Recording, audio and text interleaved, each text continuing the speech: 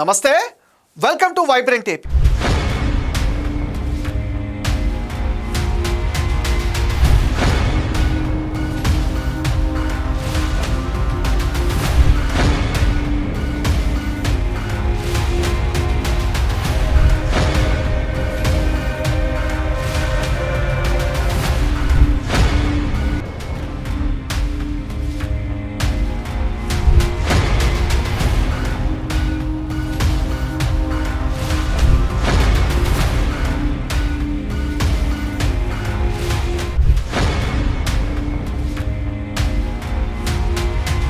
ఇక ఈరోజు టాపిక్ వచ్చేసి 20 నెలల పాలనలో కూటమి ప్రభుత్వం రోజుకో రికార్డుతో ముందుకెళ్తుంది.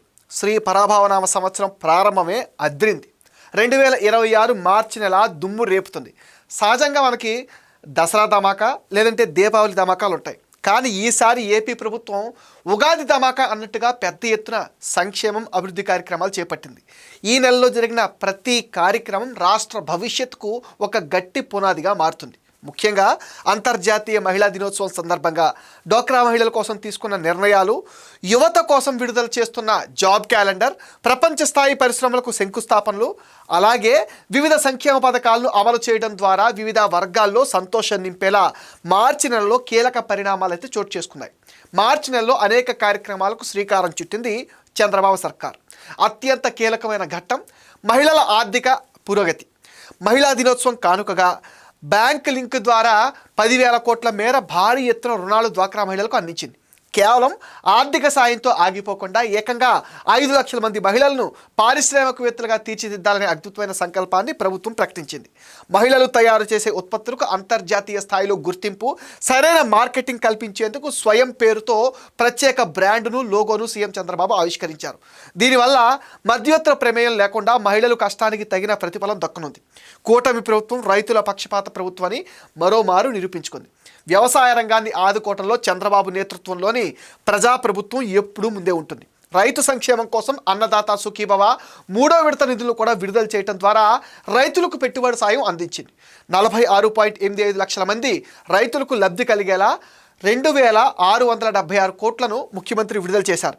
మరోవైపు నెల్లూరు జిల్లాలో సాగర్ డిఫెన్స్ ద్వారా సముద్రయాన విప్లవం కూడా ప్రారంభం కానుంది. పారిశ్రామిక అభివృద్ధిలో భాగంగా నెల్లూరు జిల్లా జువ్వెలదిన్నె వేదికగా ఒక అద్భుత ఘట్టం ఆవిష్కృతమైంది. ఇక్కడ autonomous maritime ship yard system development centre ఏర్పాటుకు ఐటీ విద్యాశాఖ మంత్రి నారా లోకేష్ శంకుస్థాపన చేశారు. దేశంలోనే తొలి అటానమస్ మారిటైమ్ షిప్ యార్డ్ను అభివృద్ధి చేసే బాధ్యతను ప్రముఖ సంస్థ సాగర్ డిఫెన్స్ చేపట్టింది. మొదటి దశలో 45 కోట్ల పెట్టుబడితో ప్రారంభం కానున్న ఈ ప్రాజెక్ట్ ద్వారా 1000 మందికి పైగా యువతకు ఉద్యోగ అవకాశాలు కూడా లభించనున్నాయి. రక్షణ రంగంలో స్వయం సమృద్ధి సాధించే దిశగా జువ్వెలదిన్నె ప్రాజెక్ట్ ఒక కీలక మలుపు కానుంది. ఆంధ్ర జీవనాడి పోలవరం ప్రాజెక్టు పనులు జెట్ స్పీడ్తో జరుగుతున్నాయి. పోలవరం నిరాశ్రితుల సమస్యల పరిష్కారం చూపుతూ పునరావాస నిధులను కూడా విడుదల చేశారు. 226 కోట్లను నిరాశ్రితుల కోసం ప్రభుత్వం విడుదల చేసింది.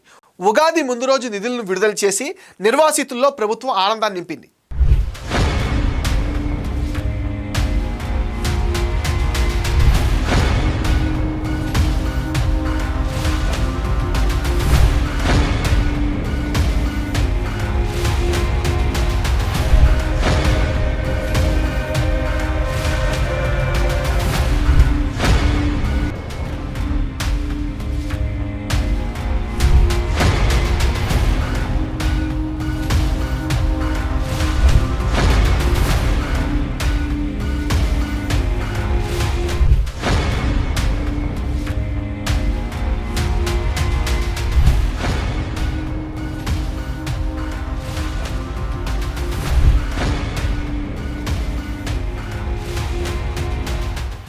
సామాజిక బాధ్యతగా దివ్యాంగులకు దివ్యాంగ శక్తి పథకం ద్వారా ప్రభుత్వం అండగా నిలిచింది.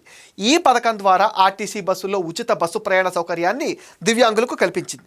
వీరి వెంట సహాయకులు కూడా 50% రాయితీతో పథకాన్ని వర్తింపజేస్తూ ప్రభుత్వం ఈ నిర్ణయం తీసుకుంది. దీని ద్వారా 12.76 లక్షల మందికి లబ్ధి చేకూరుతుంది. ముఖ్యమంత్రి Chandrababu, deputy CM Pawan Kalyan, AP BJP అధ్యక్షుడు మాధవ్, మంత్రి నారా లోకేష్ దివ్యాంగులతో కలిసి ఆర్టీసీ బస్సులో ప్రయాణించి వారిలో ఆనందాన్ని నింపారు. మరుపురాని అనుభూతిని కలిగించారు. పవిత్రమైన రంజాన్ పండుగ సందర్భంగా ఇమాం మౌజన్లకు గౌరవ వేతనాలు కూడా విడుదల చేశారు. మొత్తంగా 45 కోట్ల నిధులను 10,000 మంది ఖాతాల్లో జమ చేశారు. మొత్తంగా 6 నెలలుగా ఉన్న పెండింగ్ గౌరవ వేతనాన్ని ప్రభుత్వం క్లియర్ చేసింది. విజయవాడలో రాత్రి ఇఫ్తార్ విందులో చంద్రబాబు మాటిస్తే తెల్లారేసరికి నిధులు విడుదల చేసి ప్రభుత్వం ముస్లింల పట్ల ఎంత నిబద్ధతతో ఉందో నిరూపించారు. రాజధానిలో శాఖమూరు పార్కులో 58 అడుగుల అమరజీవి పొట్టి శ్రీరాములు భారీ కాంస్య విగ్రహం స్టాట్యూ ఆఫ్ సాక్రిఫైస్ను ఆవిష్కరించారు. రికార్డు స్థాయిలో చేపట్టిన ఈ ప్రాజెక్టు మొదటి దశ పూర్తి చేశారు. అమరావతిలో జరుగుతున్న అభివృద్ధికి అమరజీవి విగ్రహం సాక్షిభూతంగా నిలవబోతుంది. రాష్ట్ర వ్యాప్తంగా వివిధ అభివృద్ధి పనులు చేపట్టిన గత ప్రభుత్వం చాలా బిల్లులను అయితే పెండింగ్లో పెట్టింది. దీంతో చాలామంది చిన్న చితక కాంట్రాక్టులు నానా ఇబ్బందులు పడ్డారు. ఇలా పెండింగ్ బిల్లులను నెమ్మదిగా విడుదల చేసుకుంటూ ప్రణాళికాబద్ధంగా వ్యవహరిస్తుంది ఏపీ ఆర్థిక శాఖ.